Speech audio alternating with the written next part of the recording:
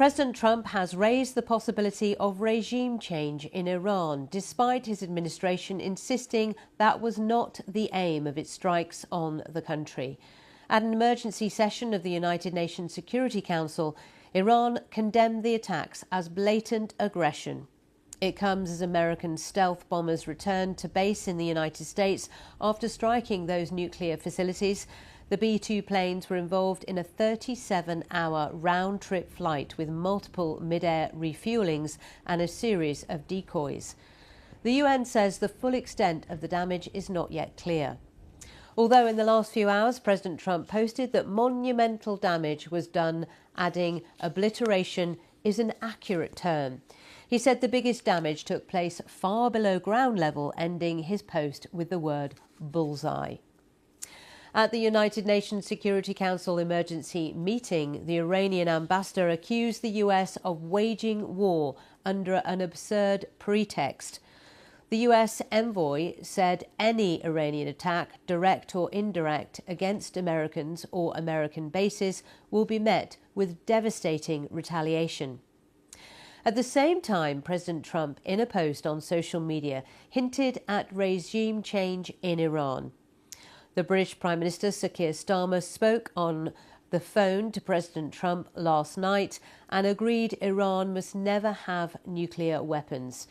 It comes as one of the big questions is, will Iran try to close the strategic Strait of Hormuz that would certainly have major economic, political and military consequences? Coming up, we'll look at what Iran might do next, but let's start with that UN Security Council emergency meeting. Russia and China pushed for an immediate ceasefire, with Beijing condemning the US strikes as violations of international law. Iran's ambassador called them a blatant aggression. The United States, a permanent member of this council, the depositary of the NPT, and the only state that has ever used nuclear weapons, murdering millions in two cities, has now once again resorted to illegal force, waged a war against my country under a fabricated and absurd pretext, preventing Iran from acquiring nuclear weapons. What a bitter and tragic irony. Dorothy Shea represents the US at the United Nations. She said that in recent weeks, Iranian officials had intensified their hostile bluster and rhetoric. The time finally came for the United States, in the defense of its ally and in the defense of our own citizens and interest, to act decisively. The Iranian regime cannot have a nuclear weapon. Let us be clear. Iran should not escalate. As President Trump said, any Iranian attack, direct or indirect, against Americans or American bases will be met with devastating retaliation. Israel's UN representative said the US strikes had changed history. The United States, the leader of the free world, removed the greatest existential threat facing the free world. Just like our Operation Rising Lion, this was not a war of choice. This action was a necessity. It was a righteous act for the United States, for Israel, for the Middle East, and for the world. But there were stark warnings from the UN chief, Antonio Guterres, and the head of the nuclear watchdog, Rafael Grossi. From the outset of the crisis, I have repeatedly condemned any military escalation in the Middle East. The people of the region cannot endure another cycle of destruction. And yet, we now risk descending into a rat hole of retaliation after retaliation. To avoid it, diplomacy must prevail. Civilians must be protected. Safe maritime navigation must be guaranteed. We must act immediately and decisively to halt the fighting and return to serious, sustained negotiations on the Iran nuclear program. We have a window of opportunity to return to dialogue and diplomacy. If that window closes, violence and destruction could reach unthinkable levels, and the global non-proliferation regime, as we know it, could crumble and fall. Rafael Grossi there, and the International Atomic Energy Agency has called for a crisis meeting that will take place today. They'll discuss the risks posed to those nuclear sites in Iran. President Trump has hinted that there could eventually be regime change in Iran. Writing on his social media platform Truth Social, the US president said, "It's not politically correct to use the term regime change, but if the current Iranian regime is unable to make Iran great again, why wouldn't there be a regime change?" MEGA. Well, following the US airstrikes on the Iranian nuclear sites, Mr. Trump insisted the US was not pushing to remove Iranian leaders from office. With his thoughts on President Trump's post, here's our North America correspondent, Anthony Zerka. Marco Rubio, the Secretary of State, J.D. Vance, the Vice President, and Pete Hegseth, the Secretary of Defense, they were on television here in the United States on Sunday morning, assuring the country that they were not interested in regime change. And then, as you mentioned, Donald Trump came out with that post on Truth Social, raising the question the way he often does. It was a question, not a statement, but raising the prospect of regime change. And I think if you ask administration officials, they will tell you that Donald Trump is the only one who speaks for Donald Trump and for the administration. So if there was a concerted strategy this morning to downplay regime change, maybe Donald Trump just changed his mind, saw something on Fox News that made him think that this was a more realistic possibility and something that he wanted to float out there to get a conversation started. Iran and Israel have continued to trade fire with military sites targeted from both sides. If we look this morning at the scene in Tel Aviv, this is now there at nearly 8:10. A few hours ago, sirens were sounding across central Israel because of a missile launch from Iran. In the last half an hour, the Israeli army has said it was striking military sites in West Iran. The US has issued a worldwide caution for Americans, saying the conflict between Israel and Iran could put those travelling or living abroad at increased security risk. Protesters gathered outside the White House to protest the US strikes on Iran's nuclear facilities. They're urging the Trump administration to stay out of the region.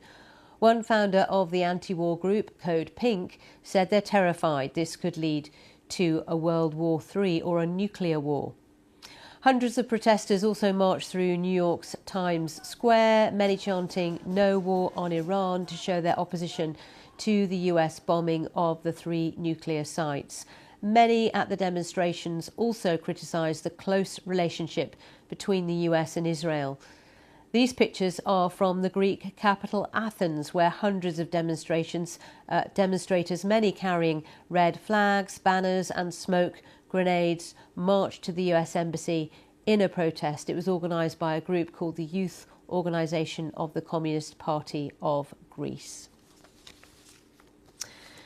Well, whilst in Israel a number of landmarks were lit up in US flag colours. They included the Parliament building, the Knesset, Tel Aviv City Hall also lit up windows to display the US and Israeli flags, whilst the stars and stripes were also projected on the walls of the old city of Jerusalem.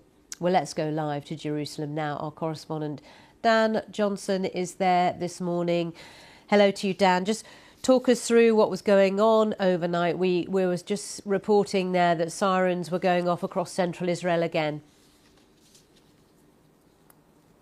Yes, there was an air raid alert at about 3 a.m. here for a large part of the country, but it turned out that that was just one single missile, it appears, that was fired by Iran and successfully intercepted by the Israeli air defences. There is also a report this morning of a drone having been sent towards Israel in the southern city of Eilat, but that is also reported to have been successfully downed without causing any damage or injury. We saw a huge barrage of missiles fired by Iran yesterday in initial response to these US attacks. There was significant damage and a large number of injuries, more than 80 people caught up in those attacks, but overnight it's been much quieter despite the continued Israeli airstrikes on different targets across Iran. Most of of them military targets, the Israelis trying to further deplete the Iranian capability for storing and launching the sorts of missiles that it has been using in its attacks on Israel every day since this conflict started. So perhaps the fact that we've had such a relatively quiet night shows that the Iranian capabilities have been depleted over the 10 days of this conflict, or that the Iranian leadership is just marking time whilst considering exactly what it is going to do next. There are those signs and pictures that you've talked about saying, "Thank you, Mr. President." Donald Trump's picture is on advertising screens here. The Israeli population, or probably a majority of it, expressing their gratitude to the US president for having got involved. But nobody here expects that to be an end of this conflict. The Israeli military is still involved this morning in further airstrikes over Iran, and all Israelis know that Iran can still pose a threat to this country with ballistic missiles. It's just a question now of how many of those missiles Iran has left, what its capability is to launch and target them, and where it is going to aim them. Will it be at this country? Will it be at other potential US targets around the Middle East? And that is already having a destabilizing impact on the region.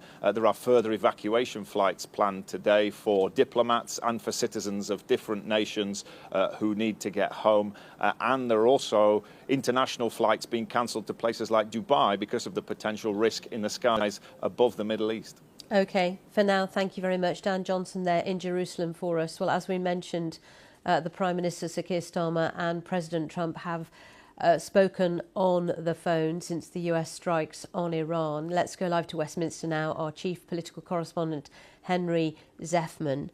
A very tricky line the Prime Minister has to walk here. Yeah, that's right. And I think that's reflected in what we're told by Downing Street about what the Prime Minister and the US President discussed. So Downing Street are saying that they reiterated the grave risk posed by Iran's nuclear program to international security.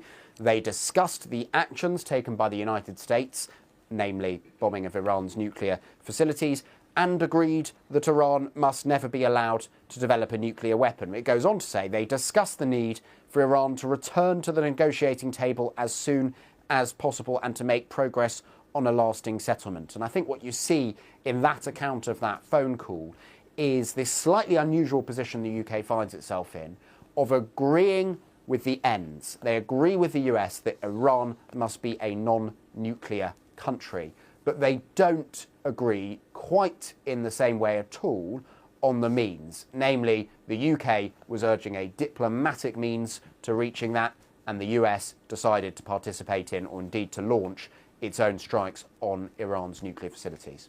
But I assume many in Parliament are quite nervous and concerned about what might happen next and where Britain will get drawn in. Yeah, I mean, in some ways, the UK was given a sort of reprieve on that issue for now by the US, because the way in which it launched its strikes, flying those bombers all the way from Missouri, refueling midair, meant that the US did not end up asking the UK's permission to use the Diego Garcia Air Base, which the UK controls on the Chagos Islands, to carry out those strikes. That is something that there was a lot of sensitivity about in the UK government in the days in the run-up to these strikes, because that would have required the UK to make a decision. Sure, it wouldn't have been UK fighter planes carrying out the strikes, but still it would have required the UK to say yes or no. That didn't happen, but that's not to say it won't happen in the coming days or weeks.